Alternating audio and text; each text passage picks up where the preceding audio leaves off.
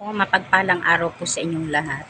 Gagawa po tayo ng isang reaction video patungkol po kay BSM o kay Bal Santos Matubang na para bang lantaran na talaga ang ginagawa niyang kabastusan.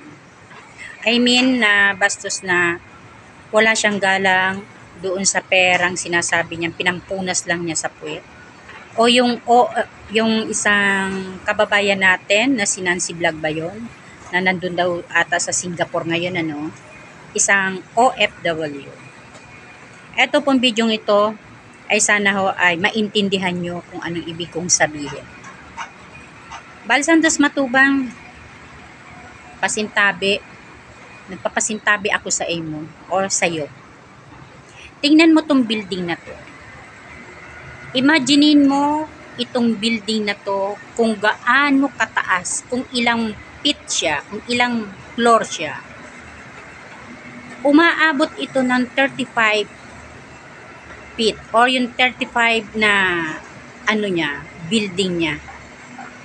Isipin mo, ililibot ko itong camera na to, imaginein mo, ang mga building na makikita mo to, imaginein mo kung ilang OFW ang nandito sa paligid ko. Alam mo ba ang OFW mag-Singapore man o mag-Malaysia? Dito nga halos 100,000 OFW ang meron sa Malaysia. It's the same din. Kaparehas lang din sa Singapore o mas mataas pa nga ang bilang. Imaginein mo itong building na to. Imaginein mo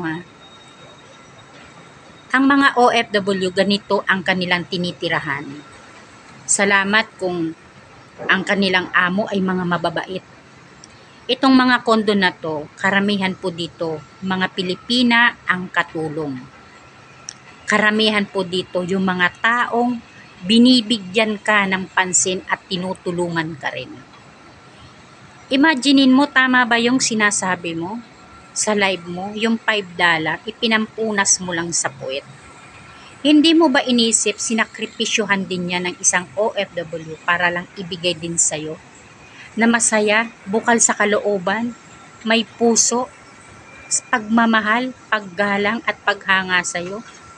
Inalis mo yung paghanga.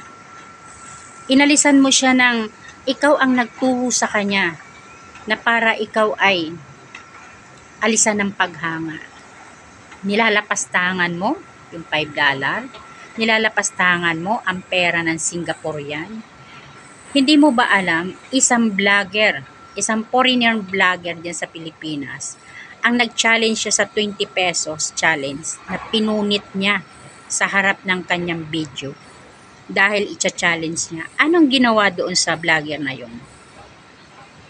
Kinasuhan. Di mo ba alam, kinasuhan? At alam mo ba, yun ang naging sa kanya, ng kahihiyan niya. Dahil wala siyang lapastangan sa pera ng Pilipinas. Ikaw vlogger ka rin. Di ibig sabihin wala ka rin lapastangan sa pera ng Singaporean. Na ginawa mo lang tissue? Ipinagmamalaki mo? Pera, gagawin mong tissue? Para bang ipigplas mo na rin yung nagbigay sa'yo, yung kahirapan niya, yung paghihirap niya, parang binaliwala mo na rin. Parang hindi mo pinahalagahan yung kanyang pag-effort na makapagbigay sa'yo kahit kuunti. Alam mo ba, masakit sa damdamin namin na bilang OFW ang narinig namin sa'yo. Ang dami mo na, Kuya Bal, ginagawang kasamaan. Lantaran na, harap-harapan na. Imaginein mo itong mga building na to. Dumating ang time na hindi natin hinihingi ang ng panahon. 'Di ba sa ibang bansa nag-earthquake? Paano kaya sa Singapore yan? Kung sino yung nagbigay sa iyo? Nagkaroon ng disgrasya. Hindi ko po hinihingi or kahit sino man na nagbigay sa atin ng mga diyan kay OFW na yan ng pansin. Imaginein mo kung mag-earthquake, ilang Pilipino ang masasalanta dito? Kaya mo ba i-save ang buhay nila? Kaya mo bang sabihin na tulungan natin yan? Anong itutulong ng ibibigay sa'yo? Anong itutulong pa ang ibibigay sa'yo kung sila ay wala na?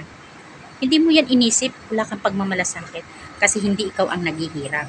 Hindi ikaw yung nasa kalagayan nila na tinutumba ng isang buwan, 30 days. Nagtatrabaho sila sa kanilang amo. Minsan nga hindi mo alam kung sila ba ay okay sa kanilang mga amo, kung sila ba ay pinapakain ng maayos, o kung sila ba ay binibigyan ng pagpapahalaga ng kanilang amo.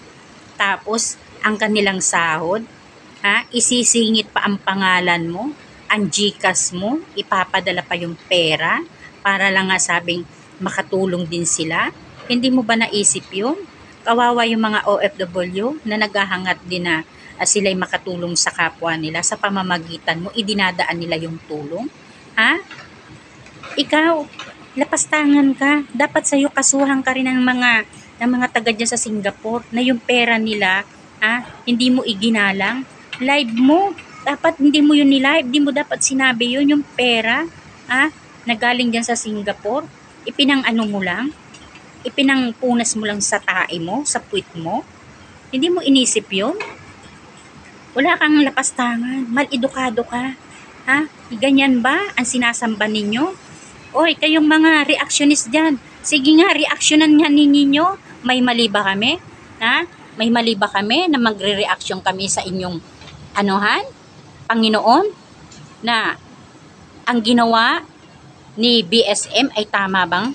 Sabihin niya, ipinampunas niya sa puwet yung $5 dahil naubusan siya ng tissue. Dahil sa hindi niya alam kung paano gamitin doon ang flash ng tubig na kung saan pwede ka makapaghugas din ng puwet mo. Alam mo BSM, darating ang panahon, sana wag mong danasin na ang tissue din mismo ang magpupunas sa katawan mong mabubulok. Wag mo sanang danasin yan kasi wala kang awa. Kung hindi dahil sa mga OFW, wala ka rin. Kasi kung wala ang OFW, wala ka rin itutulong. Yumaman ka. Yumaman ka. Dahil sa mga taong nag-i-sponsor sa'yo, mga OFW. Dati wala kang mga magagandang sasakyan, ngayon nagkaroon ka na. Imaginein mo, sa pagbablog mo, sa pag-YouTube mo, ginamit mo yung mga tao, yung mga mahihirap. Yun ang ginawa mo. Yun ang hinarap mo sa video mo. Pinagkakitaan mo sila, pati OFW, naawa sa'yo. Dahil ang akala nila napakabait mong tao. Imaginein mo tong building na to. Kung gaano kadaming Pilipino ang nandito na naghihirap, nagsisikap sa kanilang mga pamilya, ang bawat sintabong pinaghihirapan nila, pinapadala nila sa Pilipinas, kasama ka na dun. Kasama nga, nakahati ka na doon sa sahod nila. Sasabihin mo, pinagmamalaki mo dyan, $5 na binigay sa iyo ni Nancy Vlog, ipinunas mo lang sa puwet. May 10,000 ka pang sinasabing pig-plus mo lang sa toilet. Para sa'yo, napakadali lang. Kasi hindi naman ikaw ang nagtatrabaho Hindi naman ikaw yung nangangamuhan. Hindi naman ikaw yung naghihirap dito sa ibang bansa. Bagkus ang tingin sa'yo, parang ikaw na yung amo. Alam mo ba, nagkakapera ka nang hindi mo pinaghihirapan? Napakaswerte mo. Hindi ka nagbabanat ng buto na kagaya ng ginagawa ng mga OFW na sila ay nangingibang bansa. Ikaw nasa sarili mong bansa. Nasa sarili nating ikaw na lugar sa Pilipinas. Wala kang ibang ginawa. Kamera lang ang hawak mo. Ang pinangkikakitaan mo, kamera lang din. Diba? Tapos, yung mga OFW, sila yung naghihirap. 24/7 silang naka-duty sa kanilang mga trabaho. Tapos di ka man lamang naawa sa ginawa mong yan? Pinag-plus mo lang? Yung pinangpunas mo lang sa puwet mo? Kayong mga OFW, sana wag na po ninyong gagawin na kayo ay tumulong kay BSM. Kasi kayo po ang kawawa. Isipin nyo na lang po yung sarili nyo, pinaghirapan po ninyo dyan. Kasi hindi naman po niya pinapahalagan yung pera na sintabo na pinaghihirapan po ninyo. Piling lang niya ay isang tissue, isang papel na itatapon. Hindi niya iniisip yung papel na yan ay mahalaga. Diyan siya sumikat sa perang papel na yan. Diyan siya nagkaroon ng maraming ari-arian. At OFW ang tumulong sa'yo. Hindi mo sariling pagod. Ha? Hindi mo sariling pagod. Pagod ng OFW. Tapos ngayon gaganyan-ganyanin mo lang yung pera. O kayo mga reactionist, paano nyo re-reactionan itong ginawa ni Bal Santos Matubang? Sa paanong paraan? Sabihin niyo joke-joke lang. Hindi pinagjo-joke-joke ang isang bagay, lalo't hindi mo pag-aari ng pera, yung Pilipinas, kung magpag-aari man yan ng Pilipinas, hindi mo dapat din yan binabastos, di ba? Pera ng Singapore yan ang binabanggit di ba? Alam mo, pwede kang kasuhan kasi iniinsulto mo yung pera nila, pampunas mo lang pala sa puwet. Ano ka, hari? Hari ka? Isa kang king na walang kwenta sa'yo ang lahat ng bagay? Napakaswerte mong tao ka. Ha? Sana wag dumating. Baluting ka rin ng tissue na yung katawan mo, punuin ng uod. Kasi yung pera rin na sinasabi mo, hindi ka na kayang gamutin ng anumang sakit mo kahit marami ka pang pera dahil sa kasamaan mo. Imaginein po ninyo to na building na to.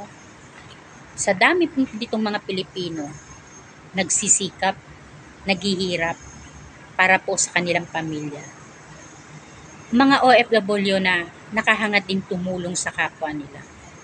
Tapos, may isang Bal Santos Matubang, hindi pinahalagahan yung perang ibinigay ng isang ating kababayan.